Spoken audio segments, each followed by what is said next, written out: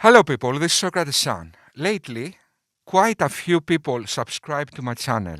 I'm not good in the YouTube stuff, but I would like to say that I'm truly honored that people subscribed to my channel, and I appreciate you all. Okay. Also, I would like to express my concern about what happened to Hatun. I am sure the far majority of Muslims condemn this heinous action. Don't let radical Islam make you lose faith in the humanity of people. Muslims are still our brothers and friends. We hate the ideology that made this innocent young person to do this act. Okay, we don't hate people. In fact, we trust in humanity. Now, in current issues, my nemesis, Islamic Defense, made a new response video. He names Socrates' son's Strawman Adventure. Let's see.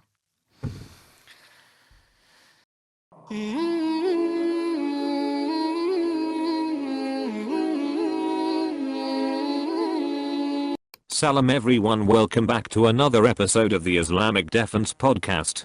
I originally did not want to make a response to Socrates' son or Soggy son, however I felt like I needed to make a clarification. Also I was bored, so I figured why not. So after I made my initial last video on him, in order to take a cheap shot he made another 30-minute garbage video. So I decided to continue with the response, because sometimes you need to troll the troll. So let's see what this idiot have to say in the end.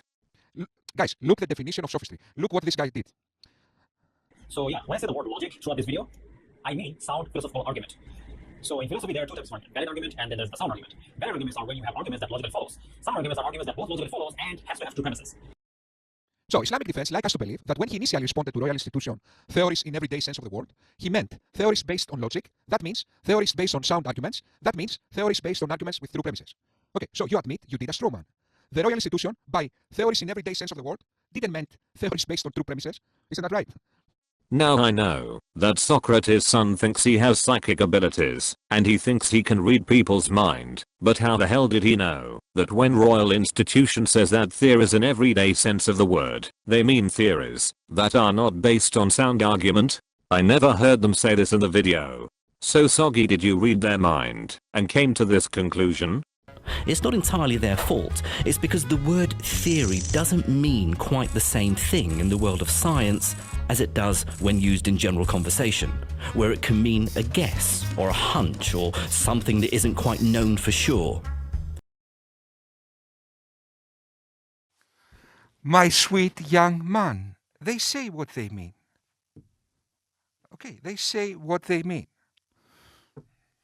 Sorry guys, I need to lay down the arguments like this because otherwise they don't get it. Islamic Defense asked, how do I know that when the royal institution says theories in the everyday sense of the word, they don't mean theories with sound argument? Do I read their minds? Firstly, I don't have to read their minds because they said so in their video, and I quote, theory in general conversation can mean a guess or a hunch or something that isn't quite known for sure. And secondly, because the contrast between a scientific theory and a theory in the everyday sense of the word, to have meaning, the royal institution cannot possibly include in their theories in the everyday sense of the word true premises that imply science. So he accuses me of strawmanning royal institution, then claims something the royal institution never said. Royal institution in their video brings up the example of different type of weak conspiracy theories. However, we all know that even conspiracy theories can be based on sound argument and can end up being true. But what is true, and I'm actually being serious here, is that there's footage and records of objects in the skies that we don't know exactly what they are. We can't explain how they moved, their trajectory. they did not have an easily explainable pattern. So here we see clearly that even conspiracy theories can be based on sound argument and evidence, and they cannot always be ignored, especially if they have strong evidence and a sound argument backing them. But that's again a straw man. The Royal Institution never claimed science the only route for truth. They said scientific theories, because they have gone through the scientific process that demands very high standards of evidence and reason, that is exhaustingly peer-reviewed and tested, are not the same with theories in the everyday sense of the word.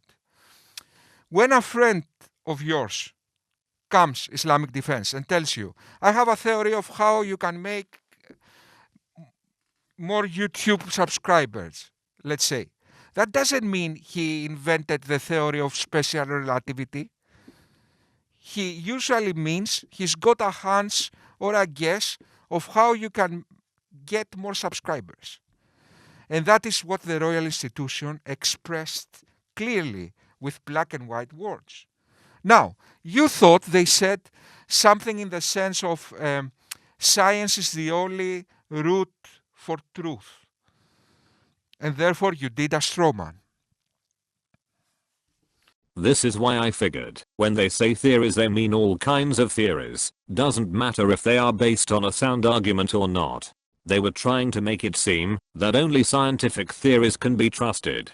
I showed that no, even scientific theories can be wrong. So here Soggy is committing the burden of proof fallacy. There is no evidence to suggest that when Royal Institution says theories they mean only theories, based on bad arguments. Now if this is what they meant, then they should have clarified it. If tomorrow they make a clarification and says that when they says theories in everyday sense of the word, they mean theories that are based on bad arguments, then I will happily take my videos down.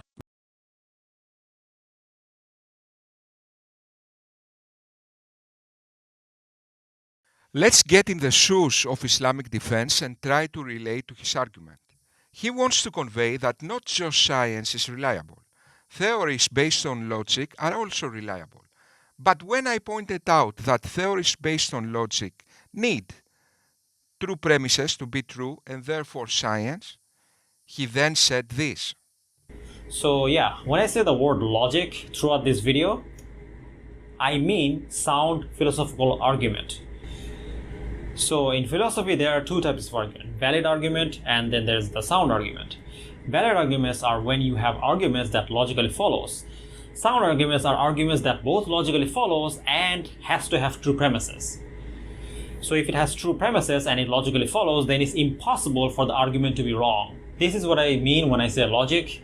It's almost very similar to math in a way. Yeah, but when you say logic and you include true premises, you included science in logic and therefore accepted the importance of science to truth.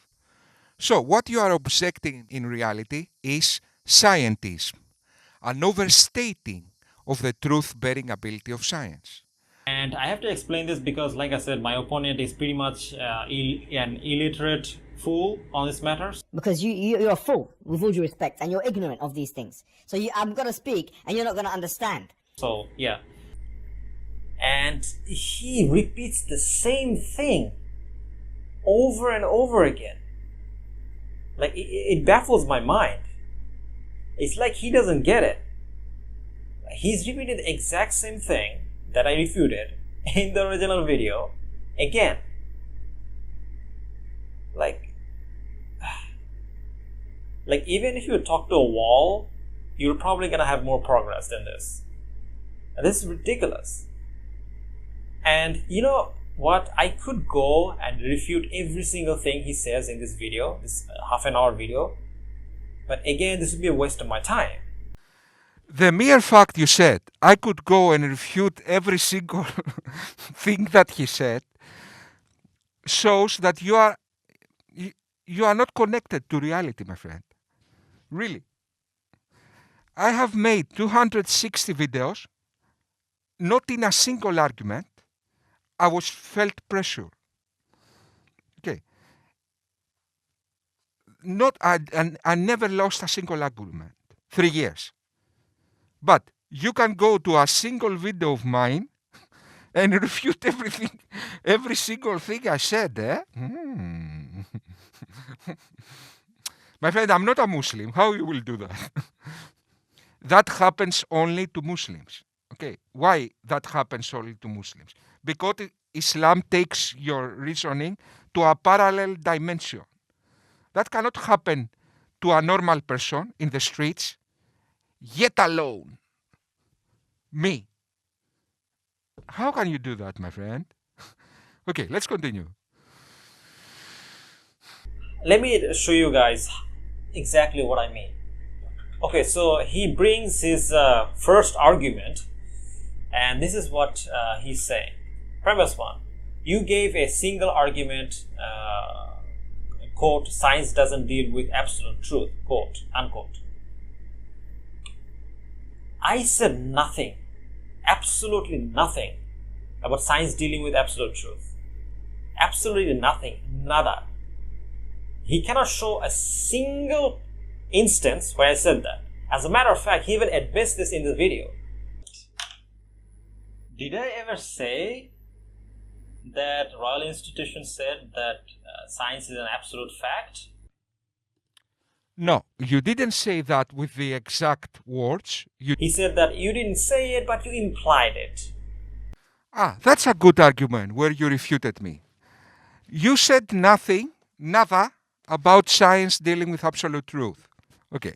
In your initial video, who you named the Royal Institution exposed, you gave a single argument. Let's read this argument.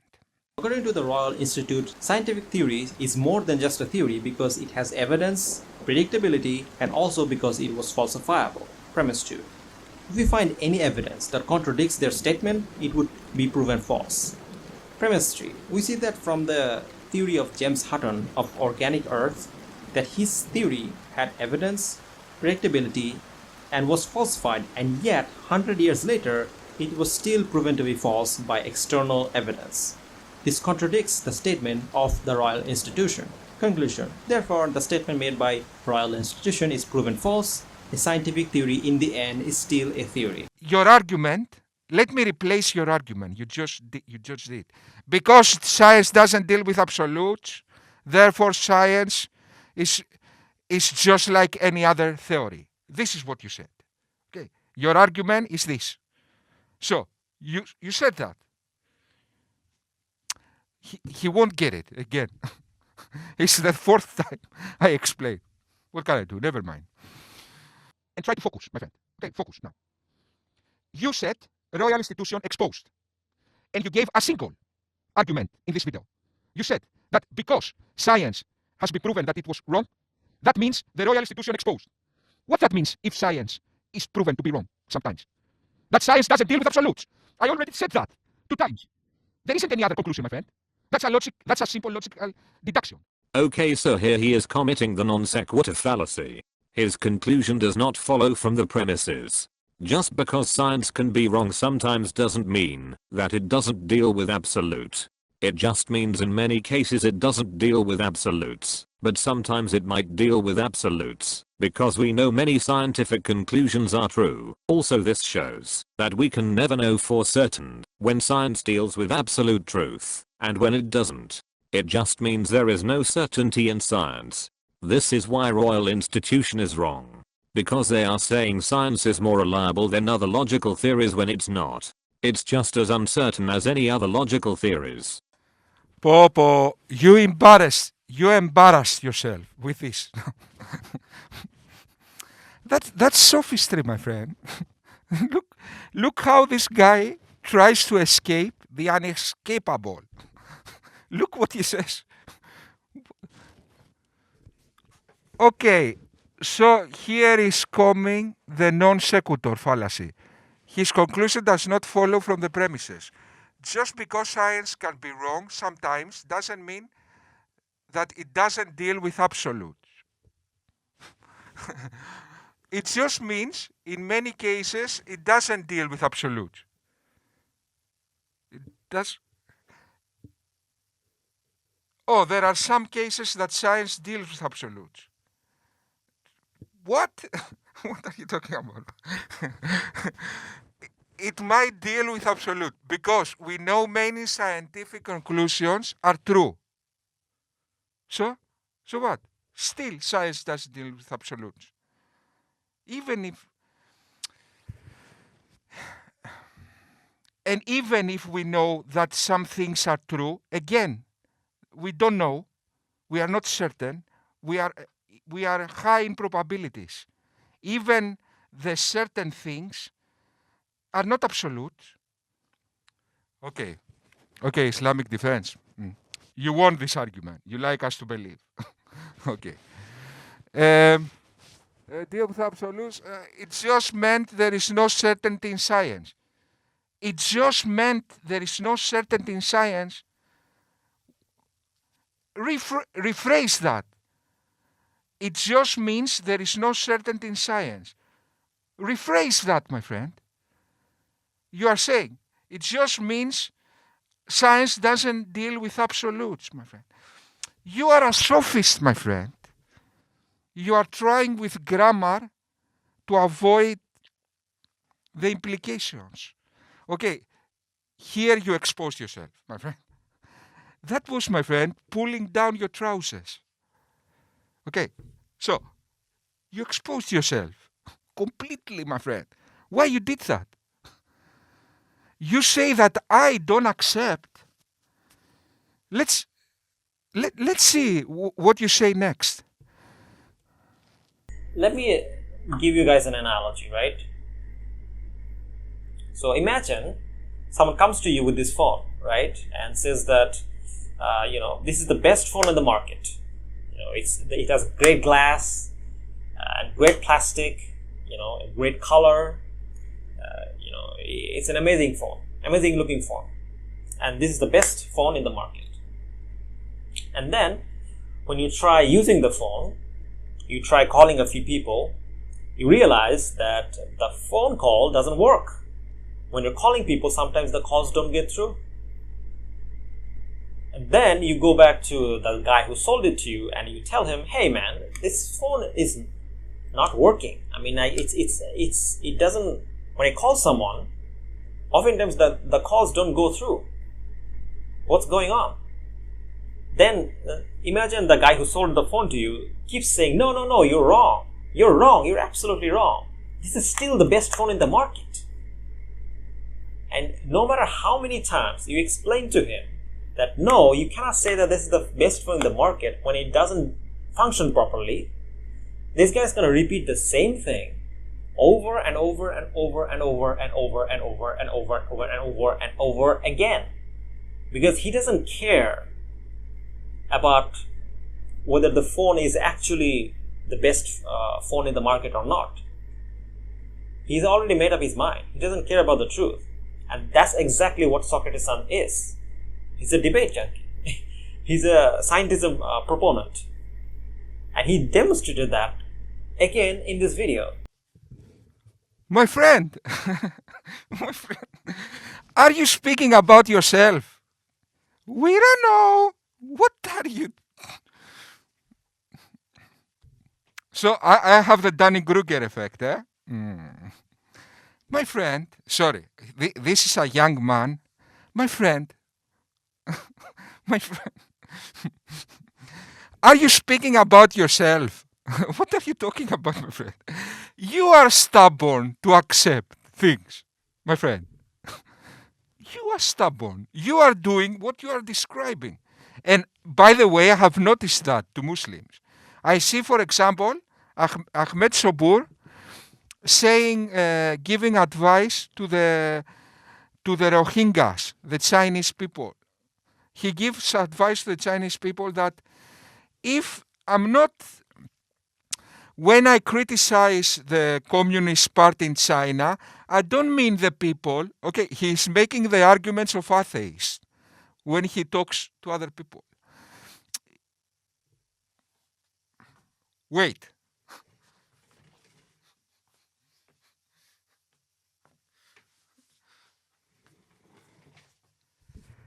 Muslim apologists have zero self-reflect. Zero. Zero. Zero. Zero.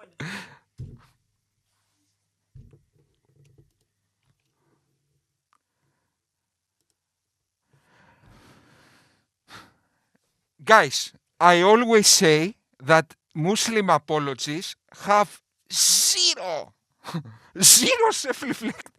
This cult makes people with zero self-reflect. Okay. According to Muslim apologists, not a single Muslim ever made a single error in all human history. Guys, literally. Guys, literally. Okay. These guys, they say things many times. This is not the single time. Many times I see that.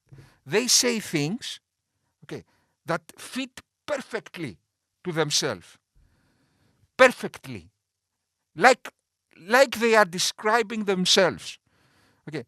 And they cannot see that, wait just a moment, your argument is you.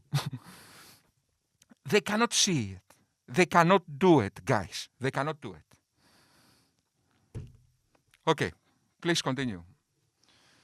Okay, you care more about making me look like an idiot or making me look like misrepresenting me and lie to your audience than you care about what's actually true, about what's actually my position. You cannot deal with my actual position, and that's the truth. And this is the thing. So these people who promote scientism, this thing is hardwired into their brain. They're incapable of understanding the nuances of their opposition. They're incapable of understanding the fact. So they already brainwashed themselves into thinking that whenever a Muslim or a philosopher, they criticize the scientific method, they must mean that when they criticize it, they must think that science is absolutely true, and that's why they're criticizing it, and which means that they think that if they criticize it, that means that science is not absolutely true. Right? This is what they think. Even though we literally clarified that this is not what we're saying at all. And yet, he keeps repeating the same thing because it's hardwired into his brain. Like, he can't logic himself out of this. He's brainwashed. Talking about pulling your trousers down, my friend. Talking about... let me demonstrate what you are doing right now. Let's see first of all.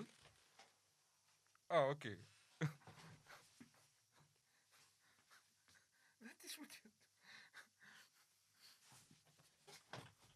This video will be 50 minutes. My friend, you just pull your trousers down, my friend. Okay, let's see now. Islamic defense carried away by the crusade of Hamza George and Ahmed Sobur to destroy effective reasoning in order to promote Islam, he saw in a simple statement of the royal institution scientism, an atheist conspiracy to overstate science in the expense of revelations and logic. What the Islamic defense doesn't understand is that Hamza Georges and Ahmed Sobur are doing what they accuse atheists of doing. They are the ones who destroy effective reasoning to promote religion, not the other way around. I already showed that very clearly in my videos. The hug guy and the teach students in universities how to be biased guy are the ones guilty of doing that, not atheists. We have two competing narratives. A. Islamic defense narrative. Atheists overstate the truth-bearing ability of science to promote atheism. And Socrates' son's narrative. Muslim apologists understate the truth-bearing ability of science to promote Islam. Let's investigate what narrative is a true one. The example Islamic defense gave to support his narrative was the royal institution. Let the audience decide whether the royal institution, in its presentation, overstated science to promote atheism. Let's see. As for me, I'm a fan of scientific theories, like the Big Bang Theory, the theory of evolution by natural selection, the germ theory of disease, plate tectonics theory, the theories of special and general relativity, and my favourite, quantum theory. Some people say that these are just theories and believe that they have not been proven by science. They talk and think about them as somehow inferior ideas about how the world works because they're called theories rather than, say, facts or laws. But these people are mistaken. It's not entirely their fault. It's because the word theory doesn't mean quite the same thing in the world of science as it does when used in general conversation, where it can mean a guess or a hunch or something that isn't quite known for sure. When scientists call something a theory, they mean a set of ideas that does three things. One, a scientific theory puts forward a comprehensive explanation for things we observe in nature. Two, a scientific theory provides strong evidence for that explanation. And three, perhaps most importantly, a scientific theory provides ways to make predictions about the aspects of the world it explains, which we can then test by further observation. In everyday conversation, we can dismiss someone's idea about something by saying, it's just a theory. But we can't dismiss the theories of Darwin and Einstein and other great scientists in the same way. Do you think the Royal Institution in this presentation overstated science to promote atheism? I submit not in the slightest. They just stated simple facts about an issue. Now, let's see the evidence the scientism guys understating science to promote religion. Sometimes we belittle the Quran accidentally. When we see an ayah in the Quran that talks about, for example, the camels and how we created it, or when Allah says that you were alaqa, you were a nutfatin min maniyyin. Did you catch that? Investigating the Quran is belittling the Quran. So, according to Hamza Georges, the Quran is over the investigative ability of science. So, he gives insane, undeserving status to the Quran. At the same time, he proves he's completely incompetent to make an honest analysis when it comes to these issues. Young Muslim apologists insist that the intellectual travesty of people like Hamza Georges is not just something that we shouldn't take as a complete joke, but is the true state of things. They are wrong. This is wrong. Because what we've done, we've made science into a god now. We've deified science. And we've limited the Quran. Science changes. I've just spent a whole year studying the philosophy of science on a postgrad level. And I'm telling you, there's no certainty in science. There is no certainty in anything. That doesn't mean that science cannot investigate the Quran. Neither that means that the Quran became reliable. You imbecile. Always defeasible. I'll bring out my notes, my postgrad notes for you to see now. Because you have some online idiots, no offense, don't want to swear, but you have online idiots from, the skeptic tradition and the aggressive atheists. They think, science is like wahi, it's like revelation. It's not. It changes. Hamza Georges just said that science is less reliable than revelations because science is changing. Or in other words, science is less reliable than the Quran because science is changing. Okay. Hamza Georges not just could think for a moment, that's a good argument, but he even made a video with his argument. That proves, without a shadow of a doubt, that Hamza Georges is a complete buffoon. Now, Sobur in the debate with Aaron Ra, he practically said that science doesn't deal with truth at all. Okay, look. So in the beginning of my video, I said this is the way I am defining a fact for the purposes of this discussion. And what is that definition? Yeah. And that's the definition I used. Which I said was something absolute, something that's not going to change, and something that can't be revised. So, according to Ahmed Sobur, when he investigates evolution, a fact is something absolute, something that is not going to change, and something that cannot be revised. In other words, Sobur said that the science of evolution is not a fact, as the requirements he sets for something to be a fact cannot be met by definition. Ahmed Sobur stubbornly will refuse to call evolution a fact, not because he's got strong evidence against evolution. In fact, he admits that the evidence are strongly in favor of evolution. But he rejects evolution because the definition of a fact he demands is so high that cannot be met.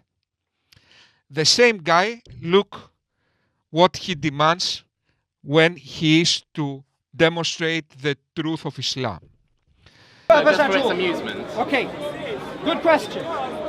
Now this question boils down to, how do I know what I am saying is actually true? Because if I come along to you, James, and I say I have this book is from God, and this is the Quran, and this says the purpose of life is to worship God. Somebody else comes to you, James, and says, actually the purpose of life is something else. You have the right, sir, to say, what proof do you have, what evidence do you have that this is the word of God? Because I could make up an arbitrary purpose and he could make up an arbitrary purpose. Anyone can write a book. There has to be some form of evidence. It's like this. There are miraculous parts of this book which cannot be explained using human agency. And that's something we can objectively argue about. The second point is, if you sincerely as a human being, you ask for guidance, God will show you this is the truth. But that's not an objective argument. So the first one is. So let me explain to you why. But wait, Sobur, I thought facts are something absolute, something that's not going to change, and something that cannot be revised. That's not facts. No, facts is something that we can objectively verify. That is facts. No. Okay, sorry. I misunderstood. Okay, please go on. Now, what's the criteria to test whether something is or is not a genuine prophecy? I want to ask you that. How would you discern the truth from falsehood? You'd use empirical evidence. Exactly, you would use empirical evidence. Something verifiable, something falsifiable, and something precise. Three again. Something verifiable, something falsifiable, and something precise. It's not the other three. Something absolute, something that is not going to change, and something that cannot be revised. Now with the prophecies is something verifiable. In one case, empirical evidence cannot establish facts for evolution. In the second case, empirical evidence can establish facts for prophecies in the Quran. It starts to become abundantly obvious that Sobur misrepresents the truth-bearing ability of science when it fits him, while he tunes his skepticism to always reach to the same conclusion, irrespective of evidence. But thankfully, the other giant of the argument of scientism in Islam, Hamza Georges, the other giant of objectivity, doesn't do that. He does even worse. Look, he will happily say that even a hug might be enough when it comes to accept Islam. Innate disposition, has a ruh, a soul, has a qalb, a heart, has a aql, and the intellect is a function of the heart in Islamic tradition, and it has a fitrah, and the fitrah is clouded. And within the fitrah, the innate disposition, there are forms of proto-knowledge in the Islamic tradition that God is a reality and that He's worthy of worship, but that clouded. So it could be that a sound, rational argument, philosophical argument, whatever, can uncloud your innate disposition to awaken the truth within, or it could be something else, or it could be a combination of things. So when you ask me, it needs to be demonstrated, well, I need to find out who you are, because I don't know where your cloud is. Maybe you need a rational argument. Maybe you need a good hug. Maybe you need some love. Maybe you need some really strong Quranic verses to wake you up, because the reason for your disbelief is arrogance, right? Guys, that's priceless. That's priceless. Okay. The two prominent proponents of the argument of scientism in Islam do this kind of contradictions. I mean, in one case, empirical evidence is nothing when it comes to evolution. DNA confirmation, nothing. The fossil record, what's that? Fossil record, what's that? DNA, what you say? RNA, DNA, nothing. In the other case, a hug is enough when it comes to accept Islam. A hug. You don't need anything else. Just a kiss. You want a kiss? A hug, maybe? When you have to... What I want to do is this. These are aspects of Islam that we all believe in and accept. What if I come along and I tell you something? I tell you hypothetically, before you do takfir on me, hypothetically, there is a sahih narration of the Prophet ﷺ that you have to wear a yellow hat on Sundays. Hypothetically. Raise your hand if you're going to wear a yellow hat on Sundays. That is blind faith. So, what Sobur said is that if there is a Sahih hadith, in other words, Mary said to John, John said to Bill, Bill met Ibn Abbas, and Ibn Abbas said Mary was reliable, and Mary vouched for John, and Ibn Abbas knew Aisha, who had a sister that knew Muhammad, and Muhammad said, he will wear a yellow hat now, every Sunday. Made a clarification in my response. However, you still stormed me even after that. So you have no excuse. Again, if you wanna see how he did this, watch my 3 videos I made in response to him. I didn't respond, I misrepresented him. I explained why I didn't misrepresent you. Why you don't put... My friend, I made graphs. I made graphs. Why I didn't misrepresent you. Wow, what a logic. This guy thinks, if you make a graph or some kind of premise conclusion argument, then it's impossible for you to misrepresent someone. Here, let me make a graph of Socrates' son. That would mean I can never misrepresent him.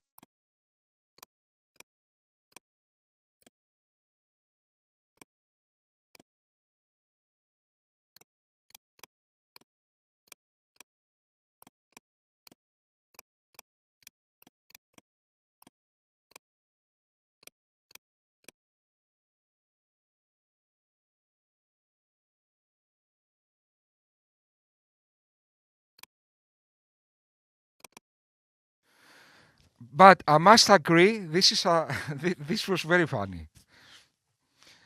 A friend of mine from Twitter made you also a funny a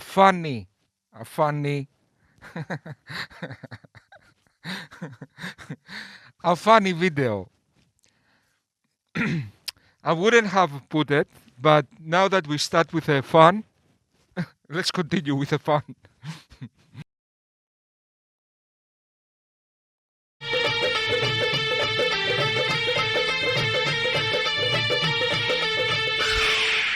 मैं